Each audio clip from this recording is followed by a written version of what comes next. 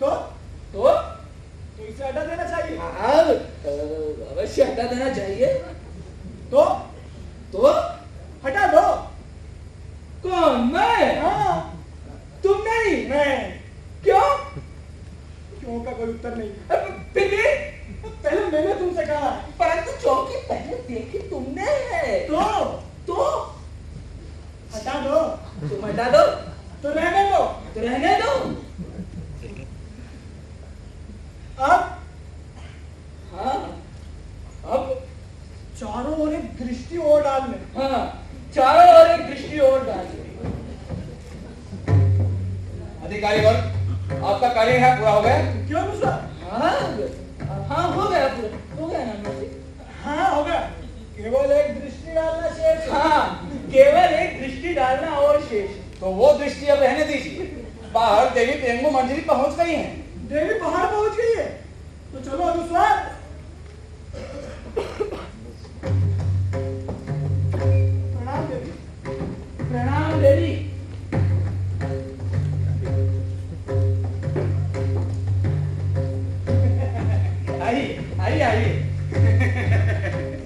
आइए देवी, आइए।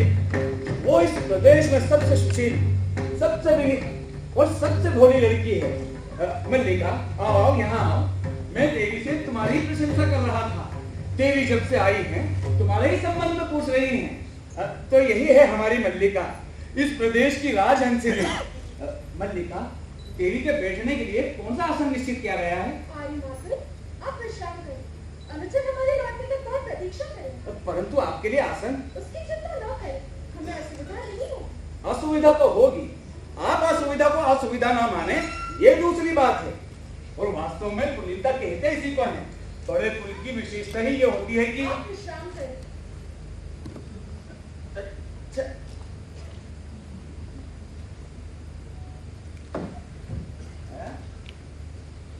मुझे थकाया है आपने? आपके कारण मैं थकूंगा? अरे आप मुझे दिन भर पर्वत शिखर से खाई में और खाई से पर्वत शिखर तक जाने को कहती रहे, तो भी मैं नहीं थकूंगा। मातुल का शरीर लोहे का बना है, लोहे का। आज मुश्लाघा नहीं करता, परंतु हमारे वंश में केवल प्रतिभा ही नहीं, शरीर शक्ति भी बहुत है। तो मैं तो कहता हूँ कि पशुओं के पीछे घूमना आसान काम नहीं। एक भी पशु मार्ग से भटक जाए तो देखिए, आज भी आपके पशु बाहर भटक रहे होंगे। जाकर एक बार इन्हें देख लीजिए। हाँ। अब मैं पशुओं को देखता हूँ। गुप्त वंश के साथ संबंध और पशुओं को देख रहे। अरे मैंने तो अपने सारे पशु वर्षों पहले ही बेच दिए। और सच कहूं तो उसमें भी मुझे लाभ ही रहा, क्योंकि सचमुच बिल्कुल वैसी ही जैसी हमने कल्पना की। क्योंकि अच्छा, अब मुझे अनुमति दीजिए। घर में कई कुछ बिखरा पड़ा है, कई तरह की व्यवस्था करनी है, तो अनुचर बाहर आपकी प्रतीक्षा करेंगे। फिर भी मेरे लिए कोई आदेश हो तो कहना दीजिएगा। अरे मल्लिका, देवी के बैठने की कुछ तो व्यवस्था कर दो, नहीं तो ये ऐसे ही खड़ी रहेंगी। अच्छा, अब तो मैं चलता हूँ। आप चले, यहाँ की चिंता करने की आवश्यकता है। हाँ। चिंता करने की मुझे क्या आवश्यकता है? चिंता करने के लिए यहाँ मल्लिका है, अंबिका। अच्छा, फिर भी कोई आदेश हो तो कहला दीजिएगा।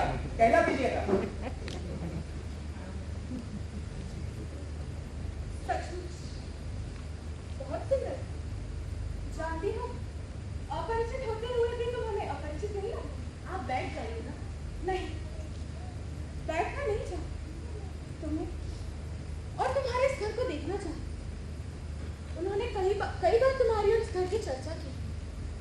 जिन दिनों मेघदूत लिख रहे थे, उन दिनों प्रायः आपका स्मरण किया करते। आज उस भूमि का आकर्षण ही हमें यहाँ लाया।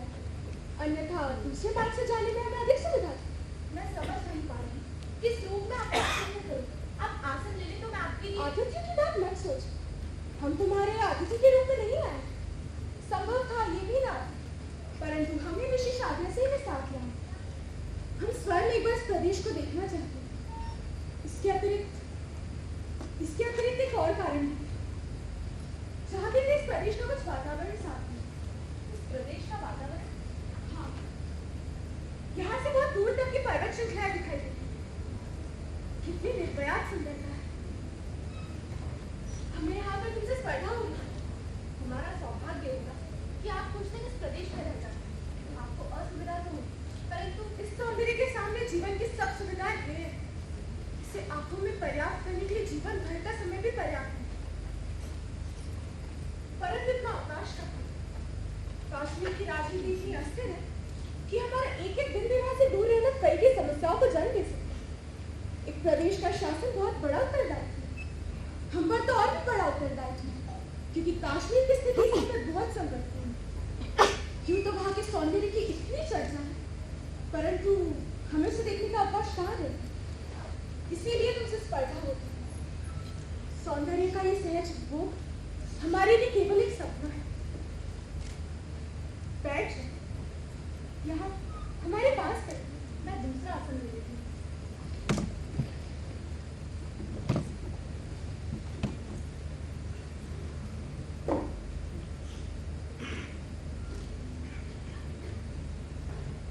लगता है ग्राम प्रदेश में रहकर भी तुम्हें साहित्य से अनुराग। किसकी रचनाएं हैं? कालिदास की। अब वे मातृगुप्त के नाम से जाने जाते हैं। यहाँ भी उनकी रचनाएं मिल जाती हैं। उज्जैन की ओर जाने वाले व्यवसायियों से मैंने कहकर मंगवाई। हम समझ सकते हैं, उनसे जान चुके हैं कि तुम बचपन से ही उनकी संगिनी रही। उनकी रचनाओं के प्रति तुम्हारा बहुत स्वाभाविक। वे भी जब तब यहाँ के जीवन की चर्चा करते हुए आत्मविश्लेषण करते हैं। इसीलिए राजनीतिक कार्य से कई बार उनका मन उखड़। ऐसे अवसरों पर उनके मन को संतुलित रखने के लिए बहुत प्रयत्न करना पड़ता है। राजनीति साहित्य नहीं है, इसमें एक एक क्षण का महत्व है। अगर एक क्षण की भी चूक हो जाए तो बहुत बड़ा रिश्ता हो सकता है। राजनीतिक जीवन की दूरी में बने रहने के लिए व्यक्ति को बहुत जागरूक रहना है। तुम ऐसा नहीं समझते? मैं राजनीतिक जीवन के संबंध में कुछ भी नहीं जानती, क्योंकि तुम ग्राम प्रदेश में नहीं। बैठ जाओ। हमने तुमसे कहा था कि हम इस प्रदेश का कुछ वातावरण साथ ले जाना चाहते। ये इसलिए क्यों ना भाव का अनुभव ना हो। उससे कई बार बहुत क्षति होती। वे व्यर्थ प्रेरित होते हैं, उससे समय भी जाता है, शक्ति भी। हम नहीं चाहते कि उनका समय उस तरह नष्ट हो। इसलिए हम यहाँ से कई कुछ अपने साथ ले जाएंगे। कुछ हरे छत उग जाएंगे जिनका हम अपने उद्यान में पालन करेंगे। यहाँ की औषधियों, वहाँ के क्रीड़ा क्षेत्र तथा आसपास के प्रदेश में लगवा दी जाएगी। यहाँ किसी कुछ घरों का भी हम बाहर निर्माण करेंगे। मातृ और उनका परिवार के साथ हैं। यहाँ के कुछ अनाथ बच्चों को ले जाकर हम वहाँ शिक्षा दें।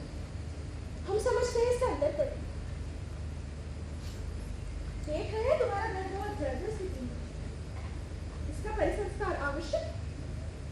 अगर तुम चाहो तो हम इसका आदेश दे जाएंगे। स्थपति उज्जैन के दो कुशल स्थपति हमारे साथ आए। क्यों? आप बहुत उदार हैं, परंतु हमें ऐसे ही घर में रहने का अभ्यास है, इसलिए असुविधा नहीं है। परंतु फिर भी हम चाहते हैं कि एक बार इस घर का परिसंस्कार हो। उनके जीवन के आरंभिक वर्षों में इस घर के साथ भी संबंध रहा है। माता के घर के स्थान पर हमने नए भवन के निर्माण का आदेश दिया है। स्थपतियों से कहा है कि उज्जैन से क्षरशः शिला लाकर कार्य आरंभ करें। कल ही हमें आगे की आदत से पहले कई आवश्यक कार्य पूरे करने हैं। तुम भी हमारे साथ क्यों नहीं चले? मैं? हाँ, इसमें कोई बाधा तो नहीं। यहाँ तो किसी ऐसे सूत्र से तो बंदी नहीं मार रहा है। ये कोई बाधा नहीं है। चाहो तो तुम्हारी माँ के भी साथ चलने की व्यवस्था हो सकती है। स्थपति इस घर का परिसंस्कार करती रहेंगी, तुम वहाँ हमारे साथ हमारी संगिनी के रूप में रहो। क्षमा चाहती हूँ, परंतु मैं अपने को ऐसे गौरव के अधिकारी ही नहीं समझती। परंतु हम तुम्हें इससे कहीं अधिक के अधिकारी नहीं समझते। हमारे आने से पहले राज्य के तो अधिकारी आए। हमने उन्हें केवल औपचारिकता के लिए नहीं भेजा। तुमने उन्हें देखा है? देखा है। तुम उनमें से जिसे भी अपनी योग्य समझो, उसके साथ तुम्हारे विवाह का प्रबंध किया जा सकता। देवी, संभवतः तुम दोनों में से किसी को भी अपनी योग्य नहीं समझती। परंतु राज्य में केवल एक दो ही नहीं, और भी एक अधिकारी हमारे साथ चले। तुम जिससे भी चाहो विषय की चर्चा छोड़ दीजिए। क्यों? क्या तुम्हारे मन में कल्पना नहीं कि तुम्हारा भी अपना घर परिवार है? नहीं, इसके मन में ये कल्पना नहीं है। माँ, इसके मन में ये कल्पना नहीं है, क्योंकि ये भावना के स्तर पर जीती है। इसके लिए जीवन में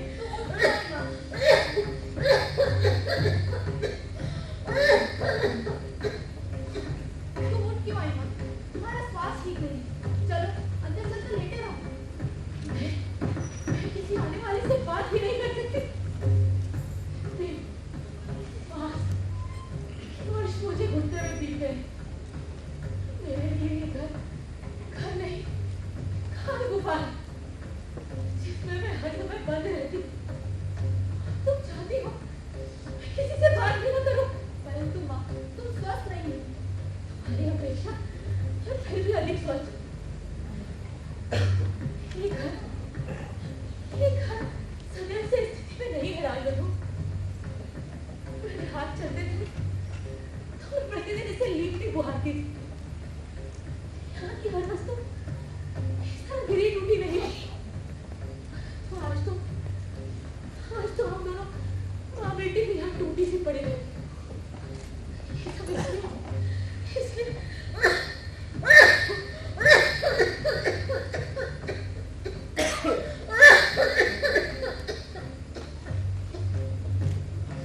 हम देख रहे हैं घर की स्थिति अच्छी नहीं। मल्लिका हमारे साथ चल रही तो समस्या वैसे ही सुलझ जाए, परंतु अभी जो कुछ संभव है हम कर जाएंगे। स्थपतियों को आदेश दे जाएंगे कि इस घर को गिराकर ऐसा मत कीजिए, इस घर को गिराने का आदेश मत दीजिए। हम तुम्हारी सुविधा के लिए ही कह रहे हैं। तुम्हें इसमें असुविधा है तो ठीक है, हम ऐसा आदेश नहीं देंगे, परंतु फिर भी चाहते हैं कि तुम्हारे लिए कुछ ना कुछ कर सके। अब और यहाँ नहीं रुक सकते, हमें आज ही आगे की यात्रा आरंभ करनी है। यूँ तो यहाँ आने का भी अवकाश नहीं, परंतु हमने आना आवश्यक समझा। अच्छा, मैं तुमसे कुछ कहना चाहती थी राजवधु। मैं बताना चाहती थी कि हम लोग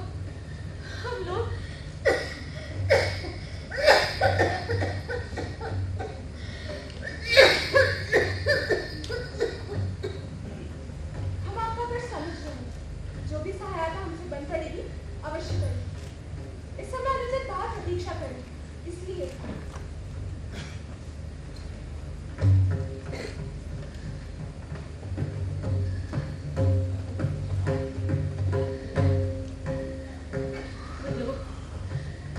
मैं एक दुख की पंक्तियां पढ़ती, ये मैंने कहती थी, उसके अंदर की कोमलता साकार हो उठी। आज उस कोमलता का और भी साकार रूप देख लिया। राज्य के स्थपति घर की भित्तियों का परिसंस्कार कर देंगे और तुम उनकी परिचारिका बनकर रह सकोगे। इससे बड़ा और क्या सौभाग्य तुम्हें चाहिए। राजकन्या की अपनी जीवन दृष्टि है माँ, उसके लिए कोई और कैसे उत्तरदायी। परंतु राजकन्या के यहाँ आने के लिए और कौन उत्तरदायी। मैं संदेह उस किसी की इच्छा के बिना यहाँ नहीं आई। राज्य के स्थपति घर की भित्तियों का परिसंस्कार कर देंगे। आज वो शासक है, उसके पास संपत्ति है। शासन और संपत्ति का परिचय देने के लिए इससे अच्छा और क्या उपाय हो सकता था। परंतु माँ कुछ नहीं जानती, माँ कुछ नहीं समझती, माँ मेहनत की गहराई तक नहीं जाती। माँ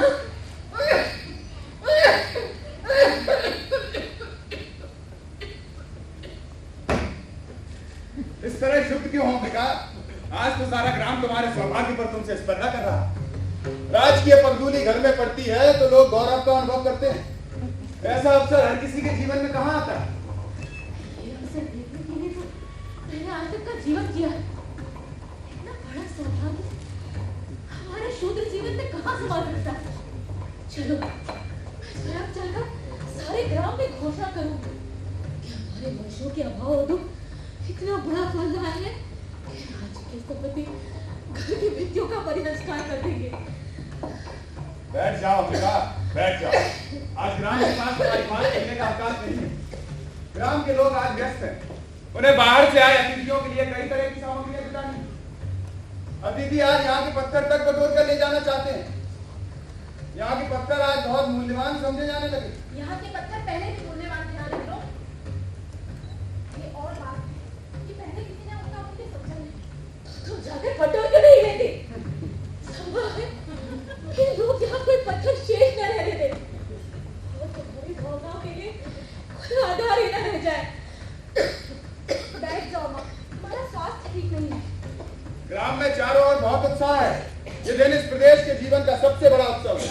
लोग आज अपने पशुओं की चिंता नहीं कर रहे, वे बाहर से आए अतिथियों के लिए भोजन और पान की सामग्री जुटाने में व्यस्त हैं। उस सामग्री में कुछ हरिण शावक भी होंगे जो राजकन्या के विशेष आदेश पर एकत्रित किए जा रहे हैं। ये सच नहीं है। सच नहीं है। इंद्रवर्मा और विष्णुदत्त को राजकन्या ने स्वयं आदेश दिया है कि उस आदेश का कुछ और अर्थ हो सकता है। और अर्थ क्या हो सकता है? क्या राजकन्या हरेक शावकों से खेला करेंगी या उज्जैनी के कलाकार उनकी अनुकृतियां बनाएंगे? ये भी एक मनोरंजक विषय है अंबिका कि राजधानी के कलाकार आज यहाँ की हर वस्तु की अनुकृतियां बनाते घूम रहे हैं। यहाँ का कोई पेड़ पत्ता तिनका शेष नहीं रहेगा जिसकी भी अनुकृतियां बनाकर अपने साथ न ले जाए। इसका भी कुछ दूसरा अर्थ हो सकता है। दूसरा अर्थ बहुत स्पष्ट है। वे यहाँ की हर वस्तु को वैचित्र के रूप में देखते हैं और उस वैचित्र को यहाँ से ले जाकर दूसरों को दिखाना चाहते। तुम, मैं, ये घर, ये पर्वत सब उनके लिए वैचित्र के उदाहरण है। मैं तो उनकी सूक्ष्म और समग्र दृष्टि की प्रशंसा करता हूँ जो जहाँ वैचित्र नहीं वहां भी वैचित्र देख लेती। एक कलाकार को मैंने यहाँ की धूप में अपनी ही छाया की अनुकृतियां बनाते देखा है। अपनी छाया अवश्य और से दिखाई देती हो। वो कौन राक्षसी थी जो जिस किसी जीव को उसकी छाया से पकड़ लेती थी? मैं चाहती हूँ आज मैं वही राक्षसी होती उसने कहा है ना, बैठ जाओ, विश्राम करो, बात मत करो। आज मिलो, माँ का स्वास्थ्य ठीक नहीं है, इन्हें इस समय विश्राम करने दीजिए। अंबिका को तो अंदर ही ले जाओ। ग्राम का उत्सव कोलाहल अंबिका के मन को और अशांत करे। मैं तो केवल उत्सव की सूचना देने आया था। आश्चर्य है कालिदास ने यहाँ उचित नहीं समझा। तब तो सुनते हैं वे लोग चले भी जाएंगे। उसने आना उचित नहीं समझा क्योंकि वो जानता है अंबिका भी जीवित है। परंतु मैं समझता हूँ वो आएगा अवश्य। उसे आना चाहिए। व्यक्ति किसी संबंध को ऐसे तो नहीं तोड़ता और विशेष रूप से वो जिसे एक कवि का कोमल हृदय प्राप्त। तुम क्या सोचती हो मंजरी? उसे एक बार आना नहीं चाहिए। आने मिलो, मैं आपसे कहती हूँ आप इस समय यहाँ से चले जाएं। माँ को विश्राम करने दीजिए। आपकी बातों से माँ का मन विक्षुब्ध होता है। मेरी बातों से अंबिका का मन विक्षुब्ध होता है। मैं समझता हूँ उसके कारण दूसरे हैं।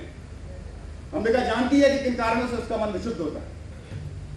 मैं भी उन कारणों को समझता हूँ। इसलिए बहुत सी बातें जो अंबिका के मन में रहती हैं मैं कह देता हूँ।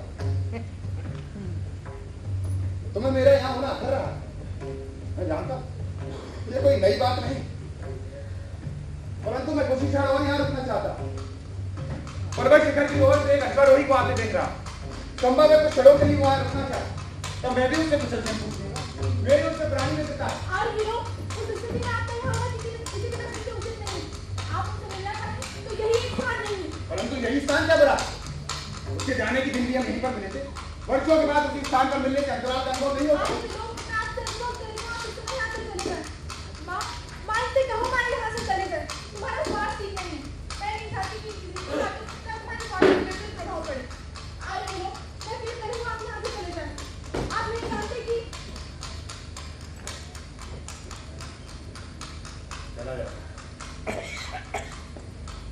मैं नहीं चाहता मेरे कारण यहाँ कोई अयाचित स्थिति उत्पन्न हो।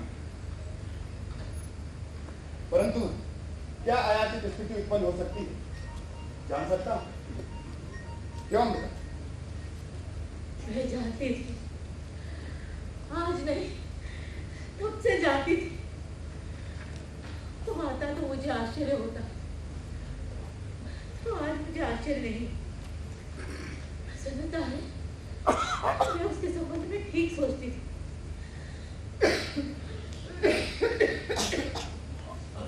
जीवन एक भावना है, कोमल भावना, बहुत बहुत कोमल भावना। परंतु मुझे खेद है, वर्षों से इस दिन की प्रतीक्षा की। अपनी मित्रता पर भरोसा भी था, परंतु वह भरोसा नहीं रहा। संभव है ये मित्रता एक ओर से ही। उसने कभी हमें अपनी मित्रता के योग्य नहीं समझा और फिर समान की समान से मित्रता होती है। अरे विनोद, मैं फिर आपसे अनुरोध कर रही हूँ, आप इस समय यहाँ से चले जाएं, अन्यथा वास्तव में ही यहाँ कोई अयाचित स्थिति उत्पन्न हो जाएगी। ऐसा?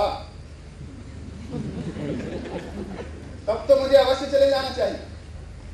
अच्छा अंबिका, तुम्हारे स्वास्थ्य की मुझे बहुत चिंता रहती है। जहां तक संभव हो घृत और मधु का सेवन करो। मैंने अभी अभी नया मधु निकाला। आवश्यकता हो तो मैं तुम्हारे हमें मधु की आवश्यकता नहीं। हमारे घर में मधु पर्याप्त मात्रा में। ऐसा। अच्छा अंबिका, और कभी मधु की आवश्यकता पड़ी जाए तो संकोच मत करना।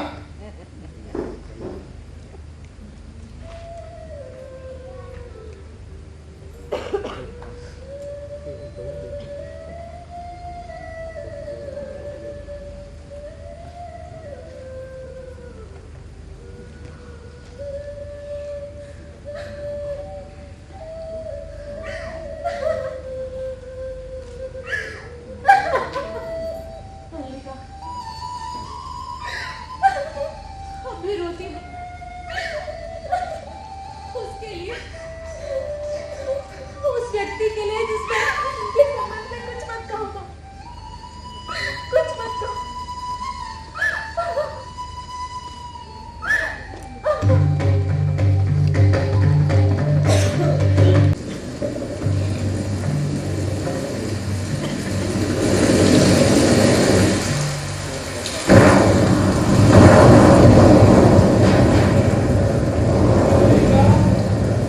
मल्लिका,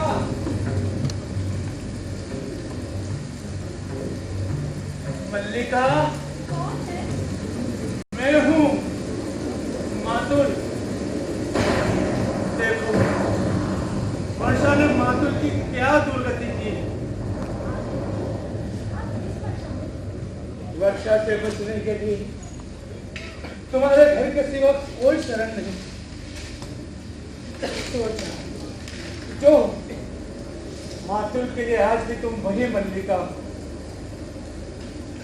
पहले जब दो पैरों पर चल लेता था तो मैंने कभी भारी से भारी वर्षा की चिंता नहीं, परंतु अब स्थिति ये है कि बैसाखी आगे रखता तो पैर पीछे को फिसल जाता है, और पैर आगे को रखता तो बैसाखी पीछे को फिसल जाती है।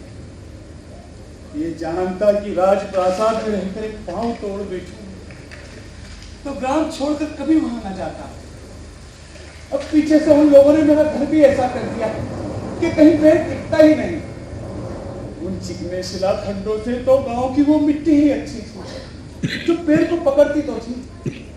मैं तो अब घर के रहते बेघर हो रहा हूँ, न बाहर रहते बनता है न अंदर। इन श्वेत शिलाखंडों के दर्शन से ही मुझे प्रासाद का स्मरण हो आता है जहाँ रहकर एक पांव तोड़ आया। आप बैठ जाइए। मुझसे कोई पूछे तो मैं कहूंगा कि राजप्रासाद में रहने से अधिक कष्टकर स्थिति संसार में हो ही नहीं सकती। आप आगे देखते हैं तो प्रतिहारी जा रहे हैं, पीछे देखते हैं तो प्रतिहारी आ रहे हैं। सच कहता हूं, मैं कभी समझ ही नहीं पाया कि प्रतिहारी आगे चल रहे हैं या मैं प्रतिहारियों के पीछे चल रहा हूं। और इससे भी अधिक कष्टकर स्थिति ये कि जिन लोगों को देखकर मेरा आदर से सिर झुकाने को मन करता था, वे मेरे सामने सिर झुका देते थे। मेरे सामने। बताओ, मातुल में ऐसा क्या है जिसके आगे कोई सिर झुकाएगा? मातुल न देवी है, न देवता, न पंडित है, न राजा।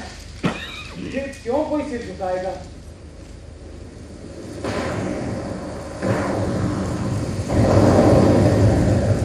परंतु नहीं, लोग मातुल की तो क्या, मातुल के शरीर से उतरे कपड़ों तक की वंदना करने को प्रस्तुत थे।